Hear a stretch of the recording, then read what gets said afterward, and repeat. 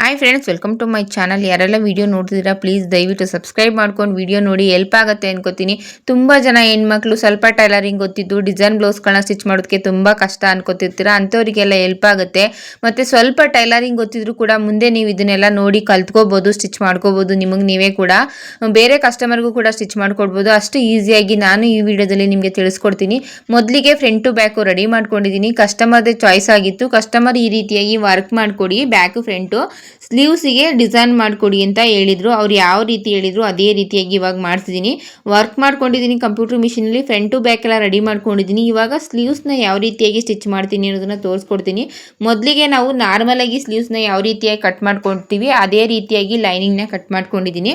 ನಾರ್ಮಲಾಗಿ ಸ್ಲೀವ್ಸ್ಗೆ ನಾರ್ಮಲ್ ಬ್ಲೌಸಿಗೆ ಯಾವ ರೀತಿ ಕಟ್ಟಿಂಗ್ ಮಾಡ್ಕೋತೀವಿ ಅಷ್ಟು ಲೆಂತ್ ವಿಡ್ತೆಲ್ಲ ಇಟ್ಕೊಂಡು ಅದೇ ರೀತಿಯಾಗಿ ಕಟ್ಟಿಂಗ್ ಮಾಡ್ಕೊಂಡಿದ್ದೀನಿ. ಒಂದು ಸ್ಲೀವ್ಸ್ನ ನಾನು ಆಲ್ರೆಡಿ ರೆಡಿ ಮಾಡಿದ್ದೀನಿ ಈ ರೀತಿಯಾಗಿ. ಇವಾಗ ಇನ್ನೊಂದು ಸ್ಲೀವ್ಸ್ನ ರೆಡಿ ಮಾಡಿ ತೋರಿಸ್ತೀನಿ ನಿಮಗೆ ಯಾವ ರೀತಿಯಾಗಿ ರೆಡಿ ಮಾಡ್ತೀನಿ ಅನ್ನೋದನ್ನು. ಪೂರ್ತಿ ವಿಡಿಯೋನ ನೋಡಿ, ನಿಮಗೂ ಕೂಡ ಕೆಲವೊಂದಷ್ಟು ಐಡಿಯಾ ಅಂತೂ ಸಿಗುತ್ತೆ. ಟೈಲರಿಂಗ್ ಬಗ್ಗೆ ಇಂಟ್ರೆಸ್ಟ್ ಇರೋರು ಯಾವುದೇ ವಿಡಿಯೋ ನೋಡಿದ್ರು ಕೂಡ ಪೂರ್ತಿಯಾಗಿ ನೋಡೋದ್ರಿಂದ ನಿಮಗೆ ಕೆಲವೊಂದಷ್ಟು ಐಡಿಯಾ ಸಿಗುತ್ತೆ. ಹಾಗಾಗಿ ಹೇಳ್ತಿದ್ದೀನಿ. ಮೊದಲಿಗೆ ಬಾರ್ಡರ್ನ ಸಪ್ರೇಟಾಗಿ ಕಟ್ ಮಾಡ್ಕೊಂಡಿದ್ದೀನಿ. ಸೀರೆ ಪೀಸ್ನು ಕೂಡ ಈ ರೀತಿಯಾಗಿ ಕಟ್ ಮಾಡ್ಕೊಂಡಿದ್ದೀನಿ. ಸೀರೆ ಉದ್ದ ಎಷ್ಟಿದೆ, ನಮ್ಮದು ಸೀರೆ ಉದ್ದ ಎಷ್ಟಿದೆ ಅಷ್ಟು ಉದ್ದನ ಕಟ್ ಮಾಡ್ಕೊಂಡಿದ್ದೀನಿ. ಅಗಲನ ಸ್ವಲ್ಪ ಜಾಸ್ತಿನೇ ಕಟ್ ಮಾಡ್ಕೊಂಡಿದ್ದೀನಿ. ಯಾಕೆಂದರೆ ನಾವು ಅಟ್ಯಾಚ್ ಮಾಡೋದ್ಮೇಲೆ ಎಕ್ಸ್ಟ್ರಾ ಉಳಿದಿರೋದನ್ನ ಕಟ್ ಮಾಡ್ಬೋದು. ಸ್ವಲ್ಪ ಅಳತೆಗೆ ಕಟ್ ಮಾಡ್ಕೊಂಡ್ಬಿಟ್ರೆ ಏನಾಗುತ್ತೆ ಅಂದರೆ ಅದು ಅವಾಗ ಚಿಕ್ಕದಾಗಿಬಿಟ್ರೆ ನಮಗೆ ಸ್ಲೀವ್ಸು ತುಂಡ ಆಗುವಂಥ ಚಾನ್ಸ್ ಇರುತ್ತೆ. ಹಾಗಾಗಿ ನಮ್ಮದು ಲೆಂತ್ ವಿಡ್ತ್ ಏನಿದೆ ಅದಕ್ಕಿಂತ ಅಗಲನ ಜಾಸ್ತಿ, ಉದ್ದನೂ ಕೂಡ ಜಾಸ್ತಿ ಇಟ್ಕೊಂಡಿದ್ದೀನಿ. ಸೀರೆ ಉದ್ದ, ಒಂದು ಸೀರೆ ಎಷ್ಟು ಉದ್ದ ಬರುತ್ತೋ ಅಷ್ಟು ಉದ್ದನ ತೊಗೊಂಡಿದ್ದೀನಿ ನರಿಗೆ ಕೊಡೋದಕ್ಕೆ. ಮತ್ತು ಅಗಲನ ನನ್ನ ಸ್ಲೀವ್ಸ್ ಏನಿದೆ ಅದಕ್ಕಿಂತ 1 ಇಂಚು 1.5 ಇಂಚಷ್ಟು ಅಗಲನ ತಗೊಂಡಿದ್ದೀನಿ. ಯಾಕೆ ಅಂದರೆ ಅದು ಎಕ್ಸ್ಟ್ರಾ ಉಳಿದ್ರೆ ನಾವು ಅದನ್ನು ಕಟ್ ಮಾಡ್ಬೋದು. ಆದರೆ ನಾವು ಕಮ್ಮಿ ಆಗಿಬಿಟ್ರೆ ತೋಳು ತುಂಡ ಆಗಿಬಿಡುತ್ತೆ. ಹಾಗಾಗಿ ಹೇಳ್ತಿದ್ದೀನಿ. ನೋಡಿ ಎಷ್ಟು ಉದ್ದ ಇದೆ ಸೀರೆ ಅಷ್ಟು ಉದ್ದನ ತಗೊಂಡಿದ್ದೀನಿ. ಇವಾಗ ನೀಟಾಗಿ ಸಣ್ಣದಾಗಿ ನರಿಗೆನ ಕೊಟ್ಕೋತೀನಿ. ಒಂದು ಮೀಡಿಯಮ್ ಆಗಿ, ತೀರಾ ಚಿಕ್ಕದು ಆಗಬಾರ್ದು, ತೀರಾ ದೊಡ್ಡದು ಆಗಬಾರ್ದು. ಆ ರೀತಿಯಾಗಿ ನೋಡಿಕೊಂಡು ನರಿಗೆನ ಕೊಟ್ಕೊಳ್ಳಿ. ಎಷ್ಟು ಸಾಧ್ಯ ಆಗುತ್ತೋ ಅಷ್ಟು ಮೊದಲಿಗೆ ನಿಧಾನಕ್ಕೆ ಆದರೂ ಪರವಾಗಿಲ್ಲ ನೀಟಾಗಿ ಮಾಡ್ಕೊಳ್ಳಿ ಮಾಡುವಂಥ ಕೆಲಸನ. ಆವಾಗ ಫಿನಿಶಿಂಗ್ ಅನ್ನೋದು ತುಂಬ ಚೆನ್ನಾಗಿ ಬರುತ್ತೆ. ಪರವಾಗಿಲ್ಲ ಬಿಡು, 1 ಅವರ್ಗೆ ಅಲ್ವಾ ಏನೂ ಆಗಲ್ಲ ಅಂತ ಅಂದ್ಕೊಂಡು ನಾವು ಮಾಡೋದ್ರಿಂದ ಅದು ಮುಂದೆ ಇನ್ನೂ ತಪ್ಪಾಗುವಂಥ ಚಾನ್ಸ್ ಇರುತ್ತೆ. ಎಷ್ಟು ಸಾಧ್ಯನೋ ಅಷ್ಟು ಇವಾಗ ಏನು ತಪ್ಪ ಅಂತ ನಮ್ಗೆ ಅನ್ನಿಸ್ತು ನಾವು ಮಾಡೋ ಕೆಲಸದಲ್ಲಿ ಆ ಕೆಲಸನ ಆವಾಗಲೇ ಬಿಚ್ಚಿ ಅದನ್ನು ಸರಿ ಮಾಡೋದ್ರಿಂದ ಫಿನಿಶಿಂಗ್ ಅನ್ನೋದು ತುಂಬ ಚೆನ್ನಾಗಿ ಬರುತ್ತೆ. ಕಸ್ಟಮರ್ ಕೂಡ ತುಂಬ ಇಷ್ಟಪಡ್ತಾರೆ. ಬಿಡು ನೆಕ್ಸ್ಟ್ ಬ್ಲೌಸಿಗೆ ಅದು ಸರಿ ಮಾಡ್ಕೊಳ್ಳೋಣ ಪರವಾಗಿಲ್ಲ ಅಂತ ಅನ್ಕೋಬಾರ್ದು. ಮತ್ತು ನಾವು ಸ್ಟಿಚ್ ಮಾಡಬೇಕಾದ್ರೆ ಸಾಧ್ಯ ಆದಷ್ಟು ಎಲ್ಲದನ್ನು ಕೂಡ ಅಳತೆ ಮಾಡ್ಕೋಬೇಕು. ಕರೆಕ್ಟಾಗಿದೆಯಾ, ಎಲ್ಲ ಲೆಂತ್ ಬಿಡ್ತೆಲ್ಲ ಸರಿಯಾಗಿದೆಯಾ ಇದನ್ನೆಲ್ಲ ನೋಡ್ಕೋತಿರ್ಬೇಕು. ಅದನ್ನೆಲ್ಲ ಪದೇ ಪದೇ ಚೆಕ್ ಮಾಡ್ಕೊಂಡು ಸ್ಟಿಚ್ ಮಾಡೋದ್ರಿಂದ ಹೇಗೋ ಒಂದು ಅಂದ್ಕೊಂಡು 10 ಬ್ಲೌಸ್ನ ಸ್ಟಿಚ್ ಮಾಡೋದಕ್ಕಿಂತ ಈ ರೀತಿಯಾಗಿ 2 ಬ್ಲೌಸ್ನ ಸ್ಟಿಚ್ ಮಾಡ್ಕೊಳ್ಳಿ. ಕಸ್ಟಮರ್ ಕೂಡ ಇಷ್ಟಪಡ್ತಾರೆ, ಕಸ್ಟಮರ್ಗೂ ಕೂಡ ಇಷ್ಟ ಆಗುತ್ತೆ, ಮತ್ತು ರೆಗ್ಯುಲರ್ ಕಸ್ಟಮರ್ ಕೂಡ ಆಗ್ತಾರೆ. ಹಾಗಾಗಿ ಹೇಳ್ತಿದ್ದೀನಿ, ಮಾಡೋ ಕೆಲಸದಲ್ಲಿ ಮೊದಲಿಗೆ ಏನಿದೆ, ಏನು ತಪ್ಪು ಮಾಡ್ತಿದ್ವಿ ಇದನ್ನು ನೋಡ್ಕೊಂಡು ಕೆಲಸ ಮಾಡಬೇಕು. ನಮ್ಮ ಟೈಲರಿಂಗ್ನಲ್ಲಿ ನಾವು ಇಂಪ್ರೂವ್ಮೆಂಟ್ ಕಾಣಬೇಕು ಅಂತ ಅಂದ್ಕೊಂಡಿರೋರು ಎಲ್ರಿಗೂ ಹೇಳೋದಿಷ್ಟೇ. ನೀವು ಮಾಡೋ ಕೆಲಸನ ಮೊದಲಿಗೆ ಪದೇ ಪದೇ ಚೆಕ್ ಮಾಡ್ಕೊಳ್ಳಿ. ಮತ್ತು ಅದು ಅಳತೆ ಎಲ್ಲ ಕರೆಕ್ಟಾಗಿ ಇದೆಯಾ ಅದನ್ನು ನೋಡ್ಕೊಳ್ಳಿ. ತಪ್ಪಿದ್ರೆ ಅದನ್ನು ಅಲ್ಲೇ ಬಿಚ್ಚಿ ಸರಿ ಮಾಡಿ, ನೆಕ್ಸ್ಟ್ ಬ್ಲೌಸಿಗೆ ಸರಿ ಮಾಡ್ಕೊಳ್ಳೋಣ ಅಂತ ಅನ್ಕೋಬೇಡಿ. ಇದಿಷ್ಟು ನಾವು ಫಾಲೋ ಮಾಡ್ಕೊಂಡು ಕೆಲಸ ಮಾಡೋದ್ರಿಂದ ನಿಜವಾಗ್ಲೂ ತುಂಬ ಚೆನ್ನಾಗಿ ಫಿನಿಶಿಂಗ್ ಅನ್ನೋದು ಬರುತ್ತೆ. ತುಂಬ ಚೆನ್ನಾಗಿ ಕಲ್ತ್ಕೋತೀರಾ ಕೂಡ. ಇವಾಗ ನೀಟಾಗಿ ಒಂದು ಸೈಡ್ ನರಿಗೆ ಕೊಟ್ಕೊಂಡಿದ್ದೀನಿ. ಅದನ್ನು ಇಟ್ಕೊಂಡು ಇನ್ನೊಂದು ಸೈಡು ಕೂಡ ನೀಟಾಗಿ ನರಿಗೆನ ಕೊಟ್ಕೊತಿದ್ದೀನಿ. ನಾನು ನಿಧಾನಕ್ಕೆ ಕೊಟ್ಕೊಂಡಿದ್ದೀನಿ. ಆದಷ್ಟು ತುಂಬ ಚೆನ್ನಾಗಿ ಬಂತು ಒಂದೇ ಸಲಿಗೆ. ಒಂದು ಸಲ ಸಾಧ್ಯ ಆಗಲಿಲ್ಲ ಅಂದರೆ ನೀವು ಇನ್ನೊಂದು ಸಲ ಬೇಕಾದ್ರೆ ಆ ರೀತಿಯಾಗಿ ಕೊಟ್ಕೊಂಡು ಐರನ್ನ ಮಾಡ್ಕೊಳ್ಳಿ. ಐರನ್ ಮಾಡ್ಕೊಳ್ಳೋದ್ರಿಂದ ನೋಡಿ ಎಷ್ಟು ಚೆನ್ನಾಗಿ ಬಂದಿದೆ ಅಂತ, ತುಂಬಾ ಚೆನ್ನಾಗಿ ಬರುತ್ತೆ. ಇವಾಗ ನೀಟಾಗಿ ಇಟ್ಕೊಂಡು ನಾನು ಬಾರ್ಡ್ರ್ ಏನಿದೆ ಬಾರ್ಡ್ರಿಂದ 2 ಸೈಡು ಸ್ವಲ್ಪ ಸ್ವಲ್ಪ ಬಟ್ಟೆನ ಬಿಟ್ಕೊಂಡಿದ್ದೀನಿ.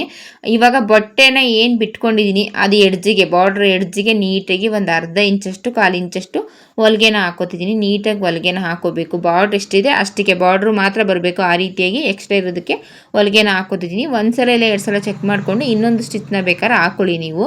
ಈ ರೀತಿ ಎಲ್ಲ ಸ್ಟಿಚ್ ಮಾಡೋದ್ರಿಂದ ಕಸ್ಟಮರ್ ಕೂಡ ತುಂಬಾ ಇಷ್ಟಪಡ್ತಾರೆ ಅಂತ ಹೇಳೋದಕ್ಕೆ ಇಷ್ಟಪಡ್ತೀನಿ. ಏಕೆಂದರೆ ನಾವು ಮಾಡೋ ಕೆಲಸದಲ್ಲಿ ತುಂಬ ನೀಟಾಗಿ ಕಾಣಿಸ್ಬೇಕು ಕಸ್ಟಮರ್ಗೆ. ಆವಾಗಲೇ ಕೂಡ ಕಸ್ಟಮರ್ ನೋಡಿದ ತಕ್ಷಣ ಇಷ್ಟಪಟ್ಬಿಡ್ತಾರೆ. ಕೆಲವೊಂದು ಸಣ್ಣ ಪುಟ್ಟ ತಪ್ಪು, ದಾರನೆಲ್ಲ ಬಿಡೋದು, ಮತ್ತು ಹೇಗೆ ಬೇಕಾಗಿ ಹೊಲಿಗೆ ಹಾಕ್ಕೊಳ್ಳೋದು, ಕುಳೆನೆಲ್ಲ ಹೇಗೆ ಬೇಕಾಗಿ ಬಿಡೋದು, ಆ ರೀತಿ ನೋಡಿದಾಗ ಅವರಿಗೆ ಇಷ್ಟ ಆಗಲ್ಲ. ಅದನ್ನು ಕೂಡ ಗಮನ ಇಟ್ಕೋಬೇಕು. ನೋಡಿ ಇವಾಗ ಮೇಲ್ಗಡೆ ನಾನು ಏನು ಸ್ಟಿಚ್ ಮಾಡಿದ್ದೀನಿ ಬಾರ್ಡ್ರು ಕೆಳಗಡೆಗೆ ನಾನು ಕೂಳೆನ ತಿರುಗಿಸ್ಕೊಂಡು ಒಂದು ಸ್ಟಿಚ್ ಹಾಕೋತಿದ್ದೀನಿ. ಈ ರೀತಿ ಸ್ಟಿಚ್ ಮಾಡ್ಕೊಳ್ಳೋದ್ರಿಂದ ಮೇಲ್ಗಡೆ ನಾವು ಅಟ್ಯಾಚ್ ಮಾಡ್ಕೊಂಡಿರೋದು ಕೂಡ ಕಾಣಿಸಲ್ಲ, ಏಕೆಂದರೆ ನಾವು ಲೈನಿಂಗ್ನ ಇವಾಗ ಇಟ್ಕೋತೀವಲ್ಲ, ಹಾಗಾಗಿ ನಾವೇನು ಅಟ್ಯಾಚ್ ಮಾಡ್ಕೊಂಡಿದ್ದೀವಿ ಅದು ಕೂಡ ನೀಟಾಗಿ ಕೂಳೆ ಎಲ್ಲ ಕಾಣಿಸಲ್ಲ. ಇವಾಗ ಇದ್ರ ಮೇಲೆ ನಾನು ಲೈನಿಂಗ್ನ ತಗೋತೀನಿ. ಲೈನಿಂಗ್ ಏನು ಕಟ್ ಮಾಡ್ಕೊಂಡಿದ್ದೀನಿ ಇದನ್ನು ಇಟ್ಕೋಬೇಕಾದ್ರೂ ಕೂಡ ನಾವು ಮೊದಲಿಗೆ ಶೇಪ್ನ ಕೊಟ್ಕೊಂಡು ಬಿಟ್ಟಿದ್ರೆ ಒಂದ್ಸಲ ಇಲ್ಲ 2 ಸಲ ಚೆಕ್ ಮಾಡ್ಕೋಬೇಕು, ಏಕೆಂದರೆ ಎರಡೂ ಕೂಡ ಫ್ರಂಟ್ ಶೇಪು ಒಂದೇ ಕಡೆ ಬರುವಂಥ ಚಾನ್ಸ್ ಇರುತ್ತೆ. ಅದನ್ನೆಲ್ಲ ನೋಡ್ಕೋಬೇಕು. ನಾನು ಮೊದಲಿಗೆ ಮಾರ್ಕ್ ಮಾಡ್ಕೊಂಡಿದ್ದೆ. ನಾನು ಸ್ಟಿಚ್ ಮಾಡಬೇಕಾದ್ರೆ ನಾನು ಇದನ್ನು ತೊಗೊಂಡಿದ್ದು 3 ಗಂಟೆಲೇ ತೊಗೊಂಡೆ ಸ್ಟಿಚ್ ಮಾಡೋಣ ಅಂತ. ಆದರೆ ಮಧ್ಯೆ ಕಸ್ಟಮರ್ ಬರ್ತಿದ್ರು, ಕೊಡುವಂಥ ಕಸ್ಟಮರು, ಇಸ್ಕೊಳ್ಳುವಂಥ ಕಸ್ಟಮರ್, ಈ ರೀತಿಯಾಗಿ ಕಸ್ಟಮರ್ ಬರ್ತಿದ್ರು.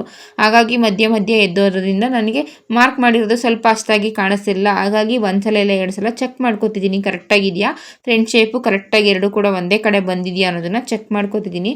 ಈ ರೀತಿ ಎಲ್ಲ ಆಗುತ್ತೆ, ಅದನ್ನು ನೋಡಿಕೊಂಡು ನಾವೀಗ ಏನೋ ಕೆಲಸ ಮಾಡ್ತಿರ್ತೀವಿ, ಡಿಸೈನ್ ಬ್ಲೌಸ್ ಸ್ಟಿಚ್ ಮಾಡ್ತಿರ್ತೀವಿ, ಮಧ್ಯೆ ಎದ್ದೋಗುವಂಥ ಚಾನ್ಸ್ ಇರುತ್ತೆ ಏನಕ್ಕಾದರೂ. ಆವಾಗ ಕನ್ಫ್ಯೂಸ್ ಆಗಿ ಸುಮ್ಮನೆ ಹಾಗೇನೆ ಇಟ್ಟು ಸ್ಟಿಚ್ ಮಾಡಿಬಿಟ್ರೆ ಅದು ತಪ್ಪಾಗುವಂಥ ಚಾನ್ಸ್ ಇರುತ್ತೆ. ಅದ್ರ ಬದಲಿಗೆ ಒಂದ್ಸಲ ಇಲ್ಲ 2 ಸಲ ಚೆಕ್ ಮಾಡಿಕೊಂಡು ಅದನ್ನು ನಾವು ನೀಟಾಗಿ ಬಿಚ್ಚಿ ಸರಿ ಮಾಡಿಕೊಂಡು ಸ್ಟಿಚ್ ಮಾಡಿಕೊಂಡ್ರೆ ಎಷ್ಟು ಚೆನ್ನಾಗಿರುತ್ತೆ. ಪೂರ್ತಿಯಾಗಿ ಬ್ಲೌಸ್ನ ಯಾವುದೇ ರೀತಿ ನೋಡದೇ ಸ್ಟಿಚ್ ಮಾಡಿಬಿಟ್ಟು ಆಮೇಲೆ ತಪ್ಪಾಯಿತು ಅಂದ್ಕೊಂಡ್ರೆ ಆವಾಗ ಅದನ್ನು ಬಿಚ್ಚಿ ರೆಡಿ ಮಾಡೋದು ಕಷ್ಟ ಆಗುತ್ತೆ, ಮತ್ತು ಕಸ್ಟಮರ್ ಕೂಡ ಇಷ್ಟಪಡಲ್ಲ. ಇದನ್ನೆಲ್ಲ ನೋಡ್ಕೊಂಡು ಕೆಲಸ ಮಾಡಿ. ಮಧ್ಯೆ ಎಷ್ಟು ಸಾಧ್ಯನೋ ಅಷ್ಟು ಎದ್ದೋಗ್ದೇ ಕೆಲಸ ಮಾಡಬೇಕು. ಆ ಕೆಲಸಕ್ಕೆ ಅಂತ ಕೂತಾಗ ಎಷ್ಟು ಸಾಧ್ಯನೋ ಅಷ್ಟು ಎದ್ದೋಗ್ದೇ ಕೆಲಸ ಮಾಡಬೇಕು. ಇಲ್ಲ ನಮಗೇನೋ ಪ್ರಾಬ್ಲಮ್, ಸಣ್ಣ ಪುಟ್ಟ ಮನೆ ಕೆಲಸ ಅನ್ನೋದು ಇದ್ದೇ ಇರುತ್ತೆ ಎಲ್ಲ ಹೆಣ್ಮಕ್ಳಿಗೂ ಕೂಡ. ಆ ರೀತಿ ಎದ್ದೋದಾಗ ಏನು ಮಾಡಬೇಕು, ಒಂದ್ಸಲ ಇಲ್ಲ ಇನ್ನೊಂದ್ಸಲ ಅಳತೆನ ಮಾಡ್ಕೊಳ್ಳಿ. ಒಂದ್ಸಲ ಚೆಕ್ ಮಾಡಿಕೊಂಡು ಎಲ್ಲದನ್ನು ಕೂಡ ಸ್ಟಿಚ್ ಮಾಡಿ. ಆವಾಗ ತಪ್ಪಾಗುವಂಥ ಚಾನ್ಸು ಇರಲ್ಲ, ಮತ್ತು ಕಸ್ಟಮರ್ಗೂ ಬೇಜಾರಾಗುವಂಥ ಚಾನ್ಸು ಕೂಡ ಇರಲ್ಲ. ಇದನ್ನೆಲ್ಲ ನೋಡ್ಕೋಬೇಕು. ಆದಷ್ಟು ಡಿಸೈನ್ ಬ್ಲೌಸ್ನ ಸ್ಟಿಚ್ ಮಾಡಬೇಕಾದ್ರೆ ನೈಟ್ ಟೈಮೇ ಸ್ಟಿಚ್ ಮಾಡ್ತೀನಿ, ಏಕೆಂದರೆ ಬೆಳಗ್ಗೆ ಟೈಮ್ ಕಸ್ಟಮರ್ ಬರ್ತಿರ್ತಾರೆ, ಎದ್ದೋಗಬೇಕು, ಬಟ್ಟೆ ತಗೊಳ್ಳೋದಕ್ಕಾಗಲಿ ಬಟ್ಟೆ ಕೊಡೋದಕ್ಕಾಗಲಿ ಈ ರೀತಿ ಎಲ್ಲ ಇರುತ್ತೆ. ಅದೇ ನೈಟ್ ಟೈಮು ನನಗೆ ಯಾವುದೇ ರೀತಿ ಡಿಸ್ಟರ್ಬ್ ಆಗಲ್ಲ. ಹಾಗಾಗಿ ನಾನು ನೈಟ್ ಟೈಮೇ ಜಾಸ್ತಿಯಾಗಿ ಲೆಹೆಂಗಾ, ಲಂಗ ಬ್ಲೌಸು ಮತ್ತು ಡಿಸೈನ್ ಬ್ಲೌಸ್ ಎಲ್ಲ ಸ್ಟಿಚ್ ಮಾಡೋದು. ಕೆಲವೊಂದು ಸಲ ನಿಮಗೆ ವಿಡಿಯೋ ಮಾಡೋಕ್ಕೋಸ್ಕರ ಬೆಳಿಗ್ಗೆ ಟೈಮಲ್ಲಿ ಸ್ಟಿಚ್ ಮಾಡ್ತೀನಿ. ಇದನ್ನು ಪರವಾಗಿಲ್ಲ ನೈಟೇ ವಿಡಿಯೋ ಮಾಡ್ಕೊಳ್ಳೋಣ ಅಂತ ಮಾಡ್ಕೊಂಡು ಹಾಕಿದ್ದೀನಿ ನಿಮಗೋಸ್ಕರ. ಇವಾಗ ನೀಟಾಗಿ ನಾನು ಲೈನಿಂಗ್ನ ಒಂದು ಹೊಲಿಗೆನ ಹಾಕ್ಕೊಂಡು ಉಲ್ಟಾ ಮಾಡಿಕೊಂಡು ಇವಾಗ ಮೇಲ್ಗಡೆ ಒಂದು ಸ್ಟಿಚ್ನ ಹಾಕೋತೀನಿ. ದಾರ ಖಾಲಿಯಾಗೋಯ್ತು, ಹಾಗಾಗಿ ವಿಡಿಯೋ ಆಗ್ತಿದೆ ಅಂತ ತಿಳ್ಕೊಂಡು ನಾನು ವಿಡಿಯೋನ ಮಾಡಿಕೊಂಡೆ. ಅದು ವಿಡಿಯೋ ಆಗೇ ಇಲ್ಲ. ಸುತ್ತ ನೀಟಾಗಿ ಏನು ನಾನು ಉಲ್ಟಾ ಮಾಡಿದ್ದೀನಿ ಮೇಲೊಂದು ಹೊಲಿಗೆನ ಹಾಕ್ಕೊಂಡು ಸುತ್ತ ನೀಟಾಗಿ ಅಟ್ಯಾಚ್ ಮಾಡಿಕೊಂಡು ಎಕ್ಸ್ಟ್ರಾ ಇರೋದನ್ನೆಲ್ಲ ಕಟ್ ಮಾಡಿಬಿಡ್ಬೇಕು ಅಷ್ಟೇ, ಇನ್ನೇನಿಲ್ಲ. ಇಷ್ಟು ನೀಟಾಗಿ ಬಂದಿದೆ ನೋಡಿ. ಇವಾಗ ಆ ರೀತಿ ಕಟ್ ಮಾಡಿದ್ಮೇಲೆ ಎರಡು ಸ್ಲೀವ್ಸ್ನ ಎರಡು ಕಡೆ ಅಟ್ಯಾಚ್ ಮಾಡಿಕೊಂಡು ಪೂರ್ತಿಯಾಗಿ ಬ್ಲೌಸ್ ಫಿನಿಶಿಂಗ್ನ ಮಾಡ್ಕೊಂಡಿದ್ದೀನಿ. ಫಿನಿಶಿಂಗ್ ಕೂಡ ಯಾಕೆ ಬಂದಿದೆ ಅಂತ ತೋರಿಸ್ತೀನಿ ನಿಮಗೆ. ಈ ವಿಡಿಯೋ ಇಷ್ಟ ಆಗಿದ್ರೆ ಆದಷ್ಟು ಲೈಕ್ ಮಾಡಿ, ಶೇರ್ ಮಾಡಿ, ಕಮೆಂಟ್ ಮಾಡಿ. ನಿಮ್ಮ ಒಂದು ಒಳ್ಳೆ ಕಮೆಂಟಿಂದ ನಮಗೂ ಕೂಡ ಇನ್ನೂ ಹೆಚ್ಚು ವಿಡಿಯೋ ಮಾಡಬೇಕು. ನನ್ನ ವೀಡಿಯೋಸ್ನ ನೋಡುವಂಥ ತುಂಬ ಜನ ಇದ್ದಾರೆ, ಇಂಟ್ರೆಸ್ಟ್ ಇದೆ, ಅವರಿಗೆ ಕಲಿಯುವಂಥ ಇಂಟ್ರೆಸ್ಟ್ ಇದೆ. ಈ ರೀತಿಯಾಗಿ ಅಂದ್ಕೊಂಡು ನಾವು ಕೂಡ ಎಲ್ಲ ಡಿಸೈನ್ಸ್ನ ವೀಡಿಯೋ ಮಾಡೋಕ್ಕೋ ಪ್ರಯತ್ನ ಮಾಡ್ತೀನಿ. ದಿನದಲ್ಲಿ ಎಷ್ಟು ಬ್ಲೌಸ್ನ ಸ್ಟಿಚ್ ಮಾಡ್ತೀವೋ ಆದರೆ ಕೆಲವೊಂದಷ್ಟನ್ನ ವೀಡಿಯೋ ಮಾಡೋಕ್ಕೋ ಪ್ರಯತ್ನ ಮಾಡ್ತೀನಿ, ಏಕೆಂದರೆ ಎಲ್ಲ ಬ್ಲೌಸ್ನ ವೀಡಿಯೋ ಮಾಡ್ಕೊಂಡು ಸ್ಟಿಚ್ ಮಾಡೋದಕ್ಕಾಗಲ್ಲ.